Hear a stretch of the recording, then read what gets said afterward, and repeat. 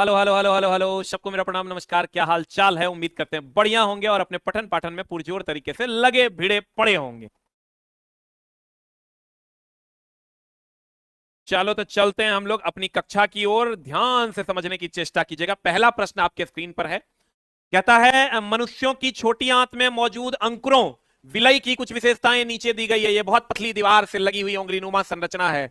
100% सही है। ये छोटी आंत में इस टाइप की संरचनाएं होती है जिसको हम लोग विलयी रसांकुर कहते हैं। इसी को कहते हैं। यह एक बड़ा सतहिया क्षेत्र प्रदान करता है। यह भी सही है। यह बड़ा सतहिया क्षेत्र छोटी आंत में प्रदान करता है। फिर कहता है इनमें भोजन का पाचन के लिए छिद्र होता है, एकदम नहीं होता है, और रक्त कोशिकाओं से भरपूर होता है। और दोस्तों ये छोटी आंत में पाया जाता है। यह भोजन रस का अवशोषण करता है। ये भोजन रस का क्या करता है? अवशोषण करता है। आंसर बता दो जल्दी से, क्या हो जाएगा? 1, 2 और 4 इज द राइट आंसर। 1, 2 और 4 इज द राइट आंसर। चलो अगले क्वेश्चन की ओर चलते हैं। द नेक्स्ट क्वेश्चन इज, कहता है बताओ निम्नलिखित में से कौन सा ऑक्सीकारक है? निम्नलिखित में से क्वेश्चन कह रहा है कौन सा बता दो ऑक्सीकारक है। What is the answer? जल्दी से बता दो कौन है। क्षारीय KMnO4, KMnO4 पोटेशियम परमैंगनेट कहते हैं इसको। इसको लाल दवा कहते हैं। और ब्रोमीन को लाल द्रव कहते हैं। लाल द्रव कहते हैं। लाल द्रव कहते हैं। बताओ कौन सा अधातु है? अधातु जो धातु के जैसा चमकीला है। जो धातु के जैसा चमकीला है। जो धातु के जैसा चमकीला है। कौन सा अधातु है जो धातु के जैसा चमकीला है? पहला है आयोडीन, दूसरा है क्लोरीन। जल्दी बताओ व्हाट इज द आंसर। जल्दी बताओ what is the answer. CBT 1 का सेट कहां होता है सर? बता दीजिए। CBT 1 का सेट दोस्त मेरे बिग बूस्टर ऐप पर होता है। उसके लिए स्पेशल वीडियो भी बना देंगे। बिग बूस्टर ऐप पे चले जाइए, रेलवे एग्जाम में चले जाइए, वहां पर आपको मिल जाएगा। बताओ answer, what is the answer? Iodine या क्लोरीन? कहते हैं क्षारीय KMnO4, अम्लीकृत K2Cr2O7, potassium permanganate KMnO4, K2Cr2O7। बता दो जल्दी से क्या हो जाएगा। ये दोनों ऑक्सीकारक हैं। ये दोनों के दोनों ऑक्सीकारक हैं। और कहता है बताओ अधातु जो धातु के जैसा चमकीला है, क्या हो जाएगा? Iodine is the right answer. Iodine is the right answer.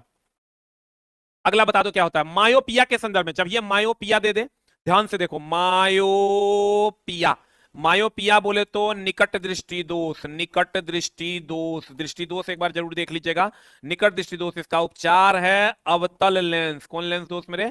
अवतल लेंस। इसमें क्या होता है? निकट दृष्टि दोष में दूर की वस्तु नहीं दिखाई देती है, तो जो दूर से आती हुई किरणें होती है वो से पहले ही दम तोड़ देती है। और सेम इसका उल्टा हो जाता है दूर दृष्टि दोष। दूर दृष्टि दोष को हाइपरमेट्रोपिया कहते हैं। हाइपरमेट्रोपिया कहते हैं इसको हम लोग। दूर दृष्टि दोष कहते हैं। दूर दृष्टि दोष कहते हैं। और इसमें हम लोग उत्तल लेंस का प्रयोग करते हैं। कौन लेंस का दोस्त मेरे? उत्तल लेंस का प्रयोग करते हैं। और ये जो उत्तल लेंस होता है इसमें दूर दृष्टि दोष है। निकट से आने वाली जो किरणें हैं वो कॉर्निया कॉर्निया कॉर्निया रेटिना के बाद जाकर मिलती है। ये रेटिना है और ये दोस्त मेरे कॉर्निया है। यही अगर ये दोनों हो जाए, ये दोनों हो जाए दोस्त मेरे, तो इसको हम लोग कहते हैं जरा दृष्टि दोष। जरा दृष्टि दोष, जिसमें बाइफोकल लेंस का प्रयोग किया जाता है। आंसर बता दो जल्दी से, क्या हो जाएगा? What is answer? जल्दी बताओ। संदर्भ में कौन सा कथन सही नहीं है पूछ रहा है। कहता है अवतल लेंस की मदद से देख लो, मायोपिया अवतल लेंस की मदद से ठीक होता है। एकदम सही है ये। इसमें निकट दृष्टि दोष के रूप में भी जाना जाता है। एकदम देखो, मायोपिया को निकट दृष्टि दोष के रूप में भी जाना जाता है। प्रभावित आंख में दूर की वस्तु की छवि रेटिना से परे बनती है। देखो प्रभावित आंख में रेटिना से परे नहीं बनता है, रेटिना के नजदीक बनता है। ये रेटिना है, रेटिना के सॉरी ये कॉर्निया, ये रेटिना, उल्टा लिख दिया हम। ये वाला जो होगा ये कॉर्निया है, ये रेटिना है, ये कॉर्निया है, ये रेटिना है। कहता प्रभावित आंख में दूर की वस्तु की छवि रेटिना से परे बनता है। रेटिना से परे नहीं बनता है, रेटिना से पहले बनता है। रेटिना से पहले बनता है, यही आंसर हो जाएगा। ये गलत आंसर है। रेटिना से परे नहीं बनता है, रेटिना से पहले बनता है। Is the right answer.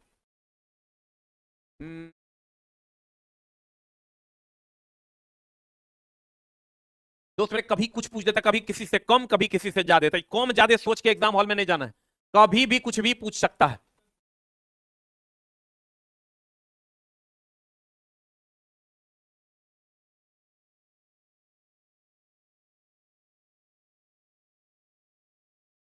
मनुष्य के रक्त में पाई जाने वाली श्वेत रक्त कोशिका की संरचना किसका उदाहरण बताओ।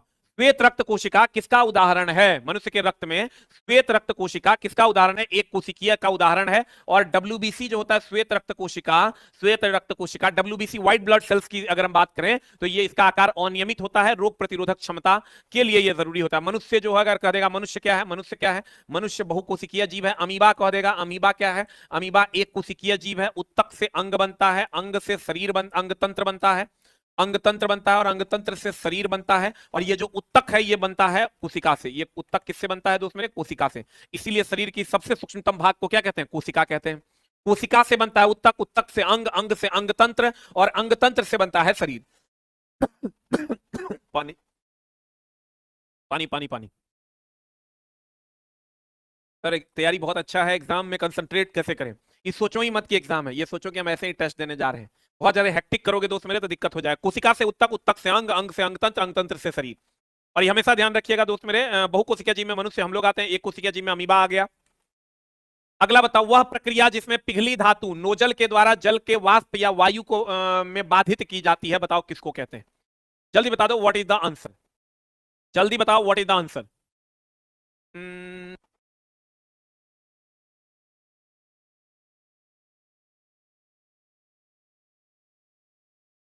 Hello hello hello hello hello hello hello. Answer बता दो, वह प्रक्रिया जिसमें पिघली धातु नोजल के द्वारा जल की वाष्प या वायु में बाधित की जाती है क्या कहलाती है? What is the answer? जल्दी बताओ, बाधित की जाती है क्या कहलाती है? What is the answer?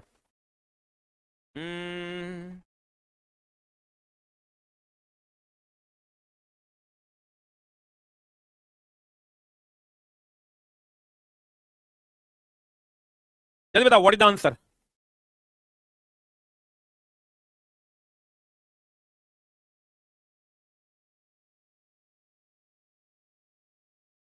Atomisation कहते हैं इसको।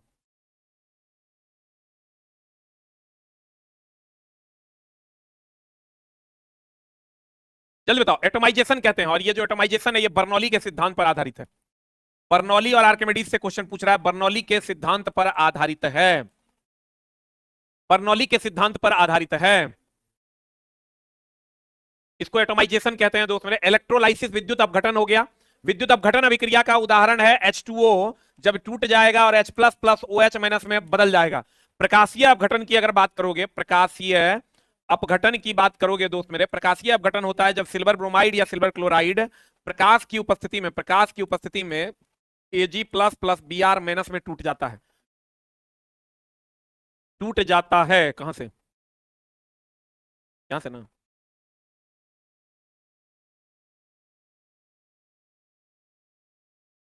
5 नंबर।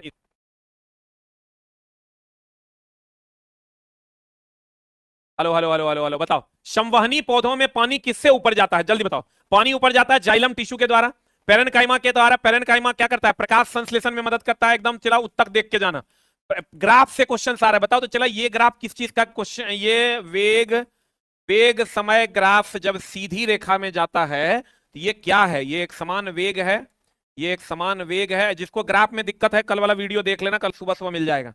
या एक समान त्वरण है, ये एक समान वेग है या एक समान त्वरण है? जल्दी बताओ क्या हो जाएगा आंसर? बताओ। प्रकाश संश्लेषण के लिए पेरेनकाइमा, मेरिस्टेमेटिक मतलब होता है विभाज्योतक उत्तक, ये वृद्धि के लिए जिम्मेवार है। मेरिस्टेमेटिक टिश्यू जो होता है, दो प्रकार का उत्तक होता है, विभाज्योतक उत्तक, दूसरा स्थायी उत्तक। ये विभाज्योतक उत्तक मेरिस्टेमेटिक टिश्यू कहते हैं, ये वृद्धि के लिए जिम्मेवार होता है। आंसर बता दो इसका क्या हो जाएगा? ये वेग समय ग्राफ है, एक समान वेग होगा, ये एक समान त्वरण है रे। वेग बटा समय एक समान त्वरण। देखो ढेरी का गलती हो गया, ग्राफ से अभी खूब क्वेश्चन पूछ रहा है। भोरे भोर मिल जाएगा, वीडियो देख लेना, भोरे नहीं 11-12 बजे तक मिल जाएगा। प्लोएम, प्लोएम जो है पोषक पदार्थ का वहन, जो है पोषक पदार्थ का वहन करता है। कौन? प्लोएम। प्लोएम करता है। ये दोस्त एक समान त्वरण है रे, कैसे गलती मार दिया?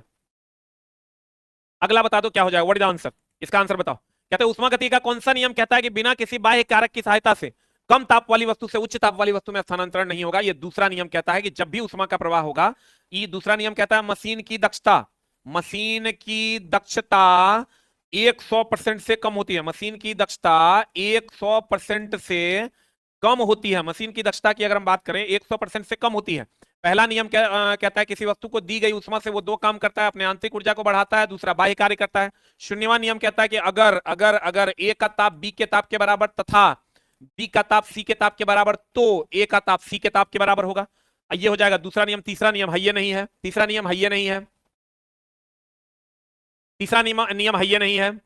उष्मागति का कौन सा नियम कहता है कि बिना किसी बाह्य कारक के सहायता से कम ताप वाली वस्तु से उच्च ताप वाली वस्तु में स्थानांतरित नहीं होगा? दैट इज दूसरा नियम।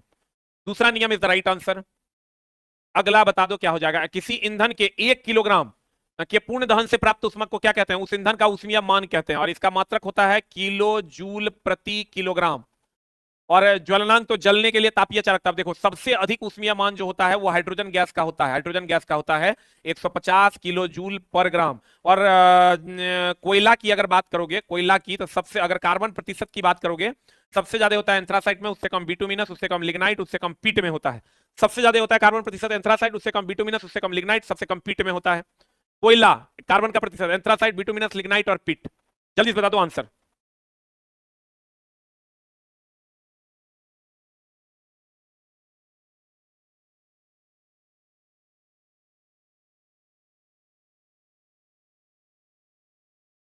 कोयला, कार्बन प्रतिशत, एंथ्रासाइट, बिटुमिनस, लिग्नाइट और पिट।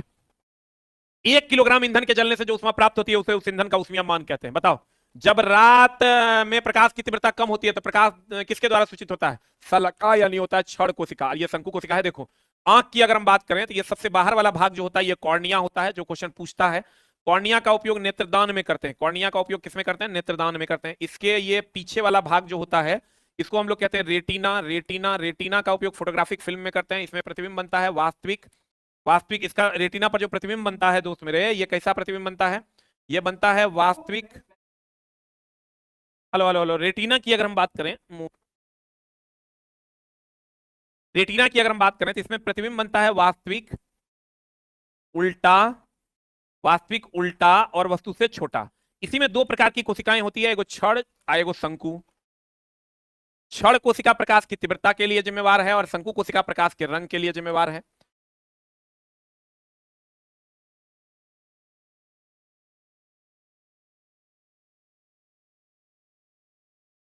अब देखो, ये यहां जो लेंस होता है ये उत्तल लेंस होता है और इसमें सबसे अधिक प्रोटीन भरा हुआ होता है। और ये इसको हम लोग आइरिस कहते हैं, परितारिका कहते हैं, जिस पर आंख का रंग निर्भर करता है। जिस पर दोस्त मेरे आंख आंख आंख का रंग निर्भर करता है, आंख का रंग निर्भर करता है। और ये वाला जो भाग होता है इसको हम लोग पुतली कहते हैं, इसको हम लोग पुतली कहते हैं। तो आप जल्दी से बता दो क्या हो जाएगा आंसर? क्षण कोशिका इज द राइट आंसर।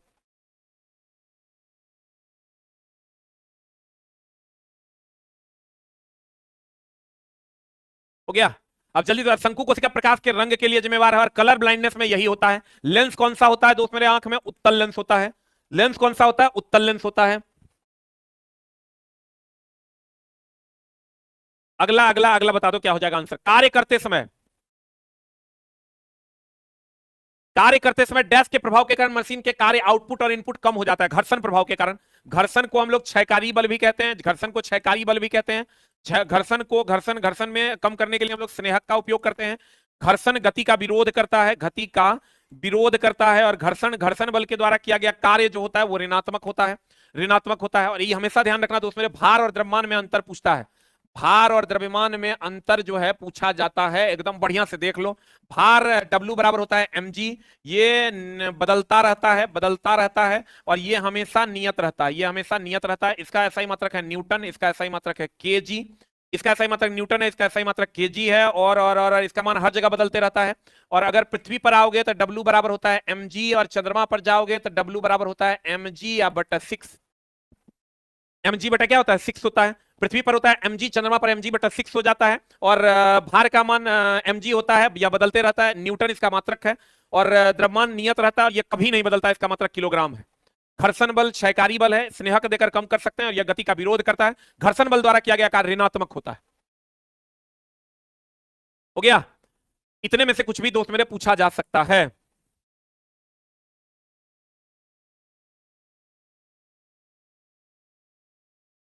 अगला अगला अगला अगला बता दो, निम्न में से किन दो भौतिक राशियों की इकाई एक ही है? बताओ।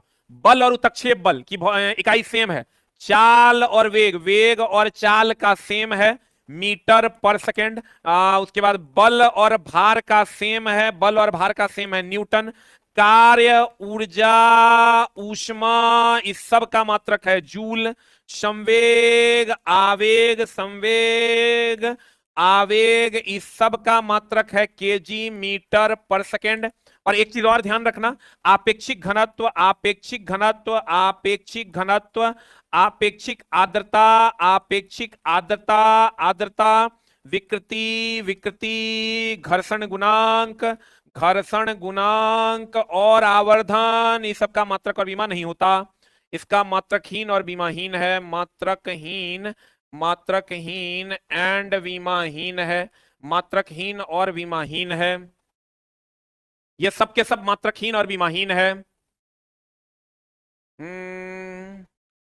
ये सब के सब मात्रकहीन और विमाहीन है। संवेग और आवेग, एक बच्चा लिख रहा है कि सर मेरे पास उतना रुपया नहीं है कि हम बैच ले सके एनटीपीसी का टेस्ट। अरे भाई एनटीपीसी का टेस्ट 99